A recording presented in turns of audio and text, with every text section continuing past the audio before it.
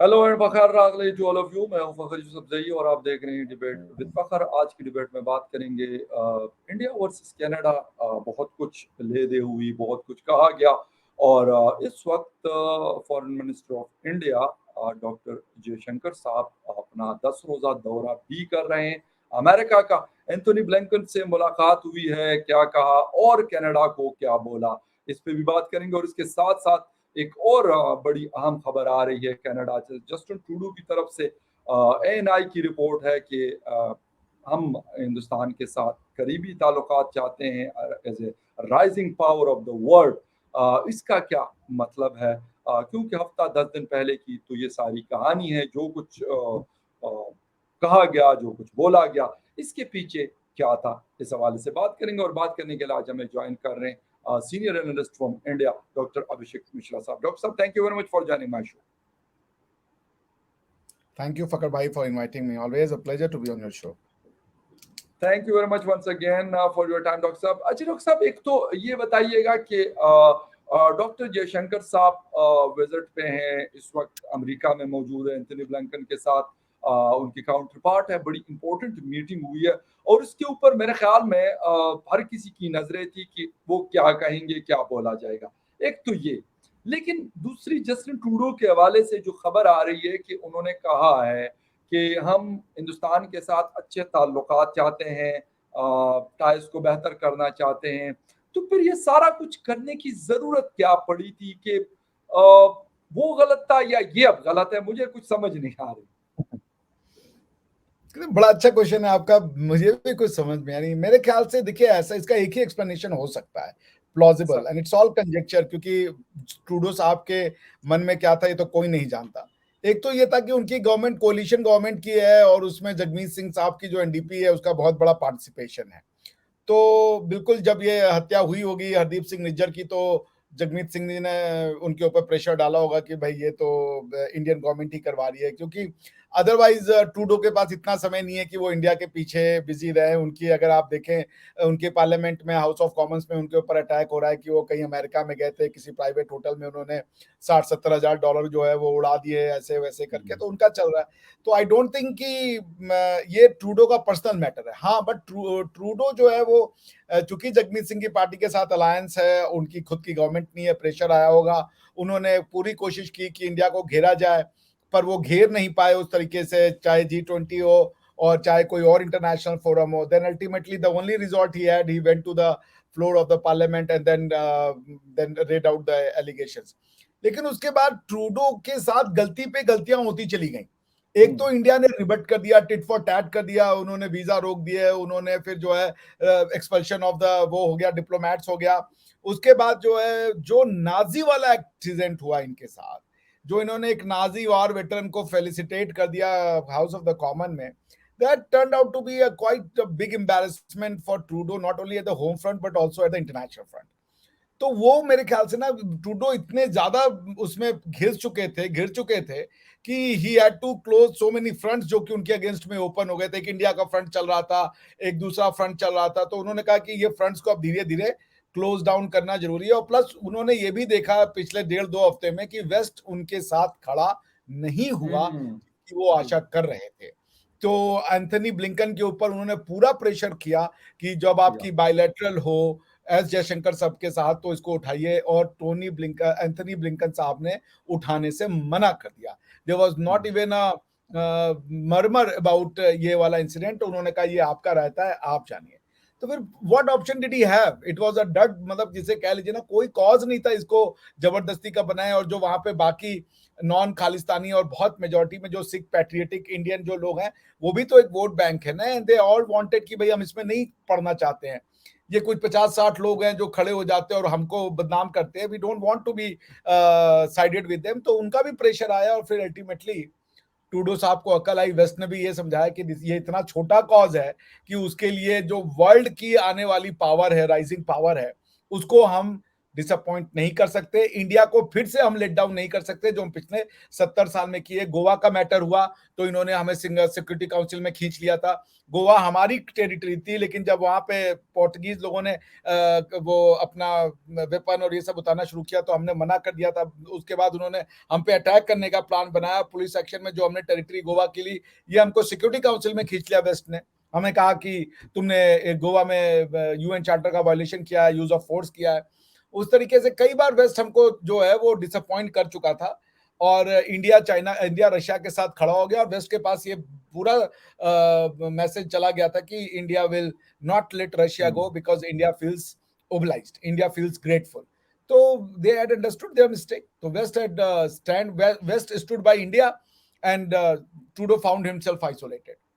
अच्छा डॉक्टर साहब, एक चीज और है, और कुछ खबरें मुझे मतलब कोई ऐसी खैर क्लियर खबरें तो नहीं है, लेकिन किसी आर्टिकल के बीच में ऐसी खबर आ रही होती है कि अमेरिका प्रेशराइज कर रहा है कनाडा को कि भाई आप वहाँ पे अगर खालिस्तान मूवमेंट के सपोर्टर्स हैं तो उनको सप्रेस कर दें या टाइटन कर दें, या जो भी वट एवर द थिंग, जो भी पॉसिबिलिटी होती है, क्योंकि हिंदुस्तान ने उनको कहा हुआ है। तो ऐसा भी कुछ पॉसिबिलिटीज है, या मतलब वैसे ही लोग अपनी अपनी तरफ से अपने अपने ओपिनियंस दे रहे होते हैं? देखिए फखर भाई, there is a churning in the world, international world order जो कि आने वाले 10 सालों में बनेगा, उसका शेप क्या होगा ये तो डिसाइड करना होगा ना। China is a rising power, China is almost region power, ऐसा कह लीजिए। चाइना खड़ा हो या चुका है, मेरे ख्याल से अमेरिका से ज्यादा बड़ी उनकी इकोनॉमी है, या अमेरिका के आसपास ही इकोनॉमी है, कोई बहुत ज्यादा अंतर नहीं रह गया।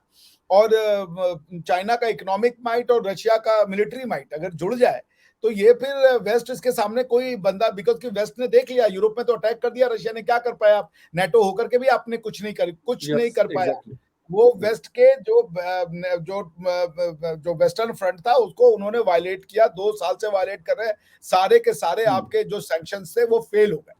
तो वेस्ट ऑल्सो अंडरस्टूड कि भाई ये एक बहुत, जिसे कह लीजिए इन्फ्लेक्शन पॉइंट है कि आज इंडिया किस करवट बदलेगा, क्योंकि दो एक्सिस दिख रहे हैं, चाइना रशिया एक्सिस और west United States of America axis.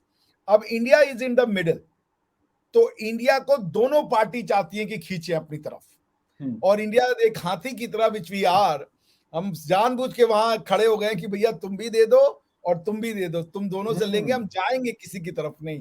ये अगर तुम्हें गलतफहमी है कि हम तुम्हारे साथ बैठ जाएंगे तुम्हारे पाले में, वो इंडिया करेगा नहीं, वो इंडिया शुरू से नहीं किया हमने, हम किसी के पाले में जाने वाले लोगों में से है ही नहीं है।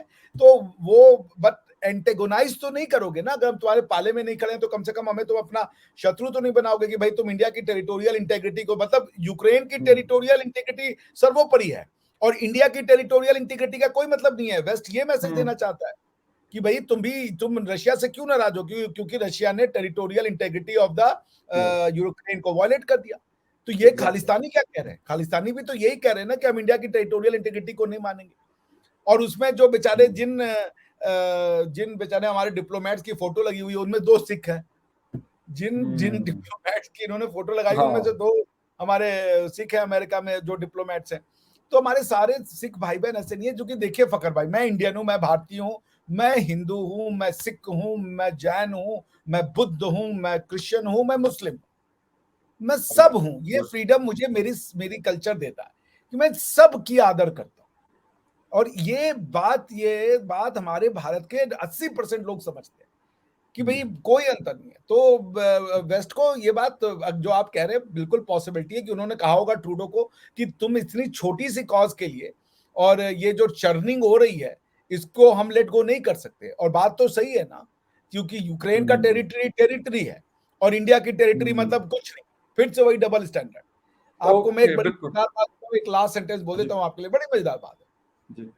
जब दुनिया का डीकोलोनाइजेशन शुरू हुआ, जब यूरोप का डिसइंटीग्रेशन हो गया वर्ल्ड वॉर 2 के बाद में, तो भाई अब ये हुआ कि भाई अब ये यूरोप को कैसे रिकॉन्स्टिट्यूट करे, बड़े बड़े एम्पायर गिर गए थे, ठीक है ना। फर्स्ट वर्ल्ड वॉर में तो ऑटोमन एम्पायर चला गया, वो ऑस्ट्रियन हंगेरियन एम्पायर गिर गया, वर्ल्ड वॉर 2 में तो जर्मन एम्पायर, नाजी एम्पायर गिर गया। तो फिर ये हुआ कि भाई इसको कैसे कॉन्स्टिट्यूट करोगे, अब क्या बनेगा इसका।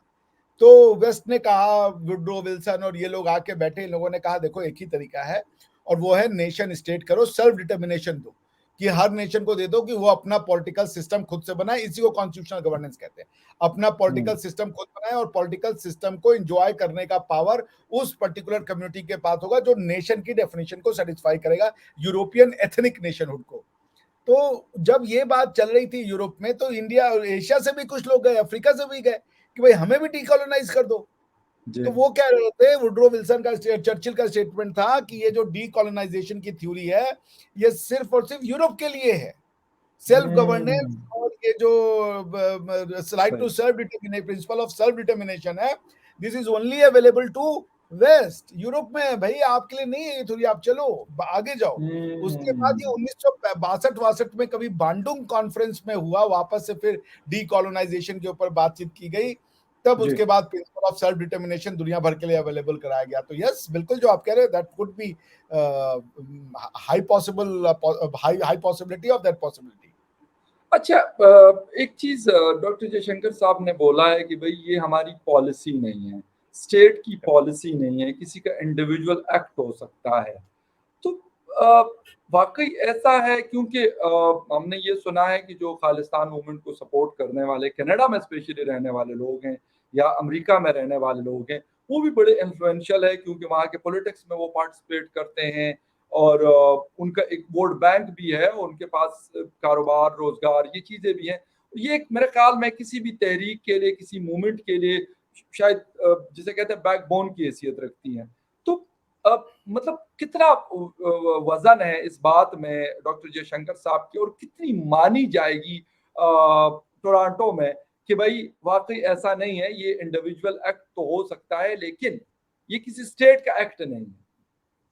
देखिए बहुत अच्छी बात है। देखिए अगर आप ना स्टेट मतलब असैसिनेशन या टारगेटेड किलिंग को स्टेट पॉलिसी बना देंगे, तो फिर इंडिया और पाकिस्तान में कोई बहुत ज्यादा अंतर नहीं रह पाएगा। आप समझिए राइट। पाकिस्तान की प्रॉब्लम क्या है कि वो टेरर यानी कि वायलेंस को स्टेट पॉलिसी के रूप में यूज करते हैं। इट्स वन थिंग कि आपका कोई नॉर्मल बंदा जाके इंडिया में हरकतें कर दे, उसके लिए पाकिस्तान रिस्पॉन्सिबल नहीं हो सकता। मगर द प्रॉब्लम इज कि जब आप उसको एज अ पॉलिसी बना देते हो, यू जी use it as a policy to deal international relation. और अगर आप आर्टिकल 2 क्लॉज 4 यूएन चार्टर का पढ़ें, which lays down the principles of the UN charter, उसका पहला यही है। मैं आपको, मुझे जबानी याद है, article 2 clause 4 UN charter states that no state, या member state है basically, no member state, rather it's like this, member state shall refrain from using force in their international relations, ये वर्ड है, against their political independence and territorial जी integrity। So point ये है कि आप इस चीज को कंडोन नहीं कर सकते, चाहे कोई भी हो। इंडिया कभी भी टारगेटेड किलिंग को कंडोन नहीं कर सकता, पॉलिसी नहीं बना सकता। और ये अगर पॉलिसी बनाएंगे तो ये वही बात होगी कि आप दूसरे के घर में आग लगाने जाएंगे, ये घर में आपके भी आग लगेगा। क्योंकि बिल्कुल। अगर आप ना कभी मौका मिले तो Nicaragua versus United States of America का एक बहुत भयंकर ICJ, international court of justice में केस आया था। उसमें ओके। हुआ क्या था फकर भाई कि निकारागुआ एक लैटिन अमेरिकन कंट्री है जो अमेरिका के नेबरहुड में है। वहां पे सैंडिनिस्टा या ये कह ले कम्युनिस्ट गवर्नमेंट थी, ठीक है ना, और अमेरिका हेटेड कम्युनिस्ट गवर्नमेंट। तो वो वहां पे कम्युनिस्ट गवर्नमेंट को टॉपल करना चाहते थे। उसके जी लिए उन्होंने क्या किया कि अपने कंट्री में जो निकारागुआन के डिसिडेंट फोर्सेस थे, उनको ट्रेनिंग दी, उनको आर्म दिया, वेपन्स दिया, पैसे दिया, और उनको ट्रेन किया अपने यहाँ, बाद में उनको छोड़ दिया निकारागुआ में जाके सबोटाज एक्टिविटी करने के लिए, गवर्नमेंट के अगेंस्ट में इस तरीके की, जिसको आप कह लीजिए तख्ता पलट करने की प्रयास करने के लिए। अगर आपने बचपन में, अगर आपको याद होगा, आपने एक वीडियो गेम जरूर खेला होगा, अगर आप शौकीन होंगे, कॉन्ट्रास्ट करके बहुत गेम पॉपुलर हुआ था, एटलीस्ट इंडिया में बहुत पॉपुलर हुआ था। जी कॉन्ट्रास्ट नाम था, CONTRAS करके, उसमें ऐसे वो सोल्जर्स होते थे, वो ये सब बांध करके, तो ये कॉन्ट्रास्ट उन्होंने पाले थे। और जी उस समय उसकी रोनाल्ड रीगन की गवर्नमेंट थी, उन्होंने लॉ भी बनाया था, इनको पैसे भी सैंक्शन किए थे। तो फिर इंटरनेशनल कोर्ट ऑफ जस्टिस में मुकदमा ये आया फकर भाई कि क्या ये कॉन्ट्रास्ट का जो एक्ट है, क्योंकि जो निकारागुआ में कहीं बम विस्फोट हुआ, कहीं पे कुछ अटैक हुए, तो वो एक्शन तो कॉन्ट्रास्ट का था। पर निकारागुआ कह रहा था कि ये एक्शन जरूर कॉन्ट्रास्ट कर रहे हैं, बट इसकी लाइबिलिटी अमेरिका की है। तो क्वेश्चन ये आया कि नॉन हम्म, स्टेट एक्टर्स का रिलायबिलिटी या उसके एक्ट के लिए या उसके एक्ट को एट्रीब्यूट किया जा सकता है किसी स्टेट एक्टर्स के लिए। फिर एक उन्होंने कॉन्सेप्ट आया था, पर उसमें आईसीजे ने यही कहा कि इफेक्टिव कंट्रोल होना चाहिए। तो इसी तरीके से अगर आप कोई ऐसी नॉन स्टेट एक्टर्स को पाल रहे हो और उसके ऊपर आपका इफेक्टिव कंट्रोल नहीं है, इफेक्टिव कंट्रोल क्या होता है ये समझ जी लें। जैसे जी आपको पता है कितनी बार इंडिया और पाकिस्तान में ऐसी सिचुएशन आई है कि हम लोग eyeball to eyeball की सिचुएशन में आ गए हैं, बिल्कुल आई। लेकिन आर्मी की एक मजाल नहीं हुई इंडिया साइड से कि गवर्नमेंट ऑफ इंडिया कह दे कि नहीं करना है तो वो एक गोली भी फायर कर सके। जैसे 26/11 के बाद जो हमारे एयरफोर्स के चीफ थे वो गए मनमोहन सिंह जी के पास, उन्होंने कहा वी कैन अवेंज इट, तो मनमोहन सिंह जी ने कहा नहीं we don't want to avenge it, जो भी रीजन रहे हो। तो हम्म, वो जो मार के बैठ गए, उनकी इतनी हिम्मत नहीं हुई वो कहते कि प्रधानमंत्री जी आप कहते रहिए हम तो जा रहे हैं। This is called hmm, effective control, कि इंडिया हार जाएगा मगर उसकी आर्मी एक बुलेट नहीं फायर करेगी जब तक पॉलिटिकल बॉस सही, उसको क्लियरेंस नहीं दे देगा।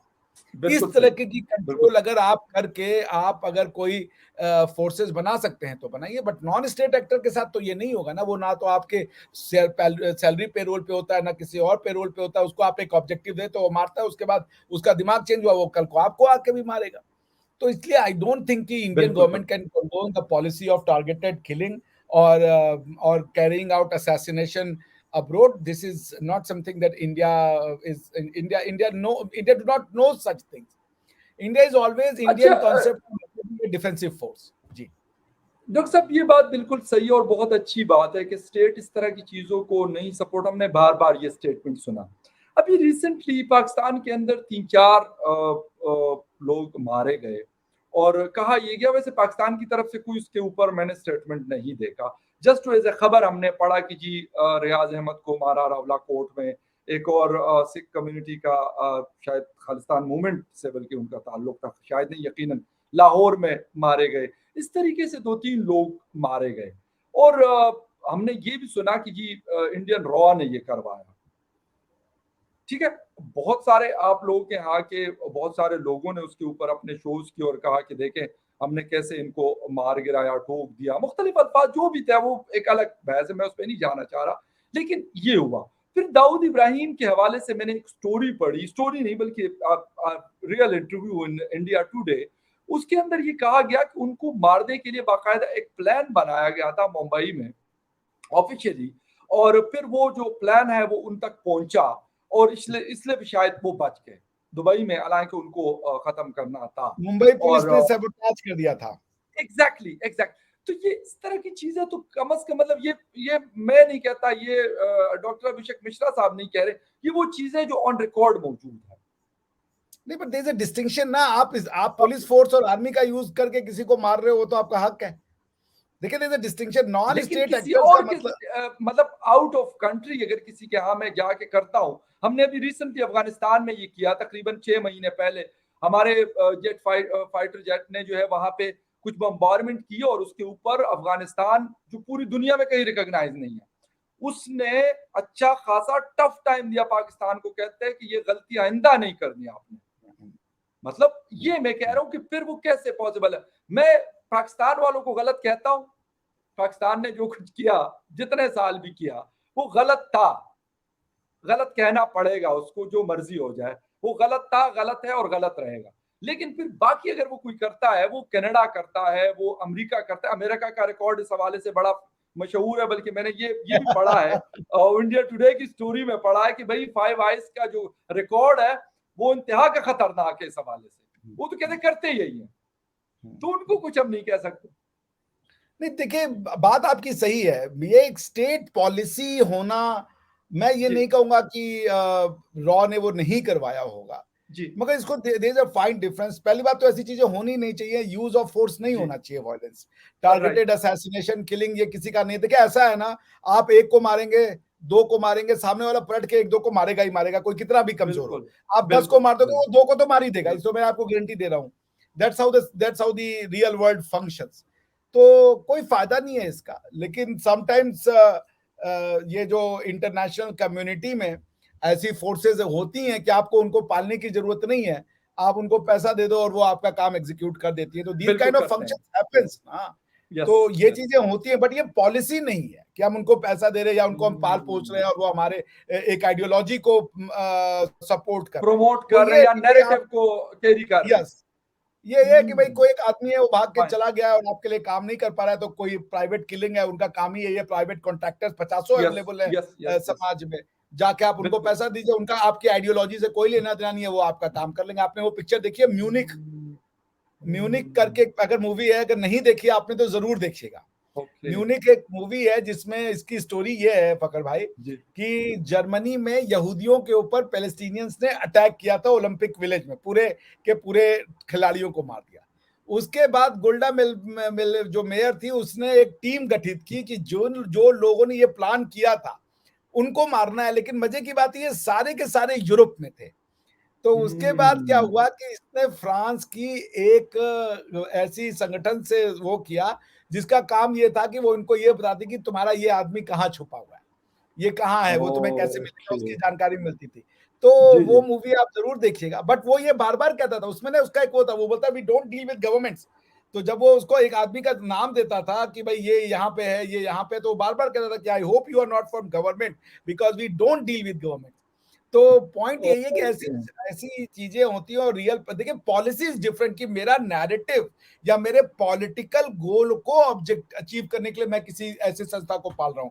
लेकिन एक चीज ये हो गया कि किसी ने हमें नुकसान पहुंचाया है और मुझे उसको रूट आउट करना है ताकि उसको एक सबक मिले, तो मैंने किसी से को पैसा दिया, मैंने कहा जाओ कर लो।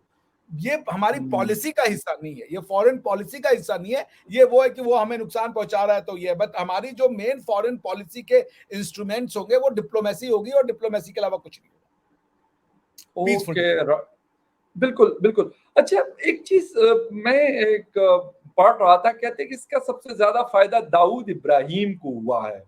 क्योंकि मतलब ना तो फिर इस तरह की कोई पॉलिसी होगी, तो ना इस तरह का कोई एक्शन होगा।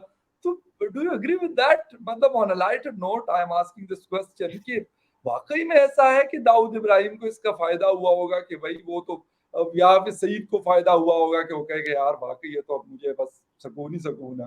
टेंशन फ्री का, मैं पाकिस्तान में हूँ या दुबई में हूँ या कहीं और हूँ। दाऊद इब्राहिम की बहुत घनी पैठ है भारतीय पॉलिटिक्स में। दाऊद इब्राहिम हुँ, ताकतवर इसलिए नहीं है कि वो दाऊद इब्राहिम है। दाऊद इब्राहिम सही। इसलिए ताकतवर है कि पॉलिटिकल पार्टीज उसको ताकतवर रखना चाहती थी। और उनका मैं ओके, नाम नहीं लेना चाहता, उसको कंट्रोवर्सी में सही। नहीं बनाना चाहता। दुनिया में जी, कोई जी। भी आदमी ताकतवर नहीं होता अगर उसके पीछे सरकार और सिस्टम ना हो। ठीक है ना? जैसे हमारे यहाँ देखे यूपी में हुँ। जब से सरकार बदली हुई है, धड़ाधड़ गोली-वोली मार के खत्म कर देते हैं। आप सरकार से पंगे नहीं ले सकते। सो दाऊद बेशक, इब्राहिम बिल्कुल आज सही भी कह रहे दाऊद हैं। इब्राहिम इसलिए है कि उसके पीछे पाकिस्तान की स्टेट है। पाकिस्तान की स्टेट खत्म हो जाए या पाकिस्तान की स्टेट अपना हाथ खींच ले, यूं खत्म हो गए दाऊद इब्राहिम। उसी तरीके से दाऊद हुँ। इब्राहिम, इंडिया में भी दाऊद इब्राहिम तब तक है जब तक उनके पास पॉलिटिकल पैट्रोनेज है। जैसे आपने वो घटना बताई, वो घटना को सूत्रधार जो थे वो अजीत डोभाल साहब थे, ये जो आज के एनएसए हैं। जी, जी, बिल्कुल, उन्होंने, आप लोगों के कहने से। हाँ, तो उन्होंने उसको पूरा प्लान किया था। लेकिन उसमें क्या हुआ कि ये मुंबई की गवर्नमेंट को ये बात पता चली तो उन्होंने मुंबई पुलिस को भेज करके इंटरसेप्ट करवा दिया दिल्ली पुलिस के ऊपर। Delhi police exactly. को मुंबई पुलिस ने वो क्या कहते हैं वो अरेस्ट कर लिया था। वो बड़ा जबरदस्त और किस्सा था। कहते हैं रवि, कि मुंबई पुलिस में एक बड़ा इन्फ्लुएंस रखते हैं दाऊद इब्राहिम। मुंबई पुलिस में, मुंबई पॉलिटिक्स में बाबा दाऊद इब्राहिम ने एक बार राम ओह! जेठमलानी को फोन किया था कि भाई आई वांट टू सरेंडर। लेकिन फिर उसमें एक नेता का नाम आया कि उस नेता ने कहा कि कोई जरूरत नहीं है तुम्हें सरेंडर करने की। वो इंडियन पॉलिटिक्स के बहुत बड़े नेता है, सबको उनका नाम जानता है, but I okay, don't want to take it for the okay, heck of okay, okay. This thing. तो दाऊद इब्राहिम आज भी दाऊद इब्राहिम इसलिए नहीं है कि वो he has his own contact, but वो स्टेट को नहीं माइट को चैलेंज कर सकता, चाहे वो अच्छा, पाकिस्तान हो चाहे बिल्कुल, हिंदुस्तान हो। बिल्कुल, तो बिल्कुल। पाकिस्तान में भी वो दाऊद इब्राहिम इसलिए है क्योंकि क्लिफ्टन में वो तभी तक रहेंगे जब तक आईएसआई उनको बचाना चाहेगी। जिस दिन वो हुँ, आईएसआई के लिए यूजलेस हो जाएंगे आईएसआई, भाई जब ओसामा बिन लादेन नहीं रहा और लोग नहीं रहे, सबको लोगों बेशक, ने गिव अप कर दिया, आप कौन बेशक। हो? तो पॉइंट ये है हुँ, कि उनकी कुछ यूटिलिटी होगी जिसको कि ये करना चाहते हैं यूज, तो वो रखे हुए। और इंडियन गवर्नमेंट की भी होगी यूटिलिटी कि वो नहीं चाहते वो कुछ हो उसको, because some names are sold. Dawood Ibrahim एक ऐसा नाम है जिसको बेचा जाता है, तो ठीक है वो। That's how it is. ज़बरदस्त। बिल्कुल सही है और यकीनन ये वाली बात इस पे ख़त्म करेंगे कि जब तक उनको कोई सपोर्ट ना हो, दाऊद इब्राहिम की बात नहीं है, ओवरऑल हम अपनी सोसाइटी की कोई जब भी, बात हाँ। करते हैं हम कहते हैं एक्सक्यूज़ मी, हम कहते हैं फलाँ बड़ा ताकतवर है। वो फलाँ तब तक ताकतवर है जब तक उसकी पीठ पे किसी ताकतवर का हाथ होता है। और ताकतवर कौन होता है? वो कोई स्टेट का डिपार्टमेंट होता है, कोई इदारा होता है। एग्ज़ैक्टली। जिस तरह के डॉक्टर साहब ने नाम लिया, वो रॉ है, आईएसआई है, कोई और एमआई है, जिसे कहते हैं MI7 है, CIA है, मोसाद है। कोई इस तरह के लोग होते हैं तो तब तक जाके वो बड़ा ताकतवर होता है और हम हमें बड़ा डॉन नज़र आता है। लेकिन जैसे ही या उनका हाथ पीछे से हटता है तो धड़म से जैसे ज़मीन बोझ हो जाते है, ज़मीन के ऊपर कुछ भी नहीं रहता। तो ख़ैर एनीवे मतलब कहानी हमारी थी Canada versus Bharat you never कि नो, क्या हो रहा कल है और को इंडिया से रिश्ते ठीक करने के लिए दे विल से कि ले जाओ दाऊद इब्राहिम को। इसके लिए भी रखते हैं हाँ, लोग। नहीं बिल्कुल पॉसिबल है sir, I agree 100% agree with you. हमारा रिकॉर्ड ऐसा रहा है, हमने बहुत सारे लोग अमेरिका के हवाले भी मुशर्रफ साहब की हुकूमत में एक नहीं बेशुमार लोग हमने किए हवाले। हालाँकि उसमें से कुछ ऐसे भी थे जो बेचारे किसी चीज़ में नहीं थे, लेकिन हमने कहा यार बिक रहा है माल तो बस बेचते रहो। तो आई एम सॉरी टू से लेकिन मुशर्रफ साहब अब मतलब अब तो मर गए, लेकिन खैर उनकी जो करतूत है वो खत्म तो नहीं हो सकते, वो मर गए या नहीं। ना मरते वो हुँ। रहेंगे, वो उनकी करतूत यकीनन जिंदा यस, रहेंगे और यस, हमें याद भी यस, रखने हैं। मैं तो यस। जब तक हूँ तो मैं तो याद रखता हूँ उनका, जो भी मैंने थोड़ा बहुत दौर कवर किया देखा, तो यकीनन वो हमें याद रखना है और हमारी आने वाली जनरेशन को भी याद रखना चाहिए कि वो क्या करते रहे हैं किसी दिन आपके अमेरिका। साथ इस पर बात करेंगे, आपके एक्सपीरियंस पे। यदि आप मुझे समय दें, तो मैं आपका ये पूरा एक्सपीरियंस सुनना चाहूँगा। सर हाज़िर हैं बिल्कुल, जिस टाइम आप हुक्म डन, करेंगे तो हम हाज़िर डन, हैं डॉक्टर साहब, कोई मसला नहीं है। लेकिन ख़ैर डन। एनीवे ये चीज़ें हमें समझनी और हमें अपनी आने वाली जनरेशन को भी बतानी है, तो तब जाके हमारी सोसाइटी, हमारी कंट्रीज़ जो हैं वो बेहतर से बेहतर परफ़ॉर्म कर सकती है और बेहतर हो सकती हैं। डॉक्टर साहब आपके टाइम का बहुत शुक्रिया and viewers thank you very much for watching debate with Fakhar Yusufzai. किसी और डिबेट में आपसे फिर मुलाकात होती है, तब तक के लिए टेक केयर।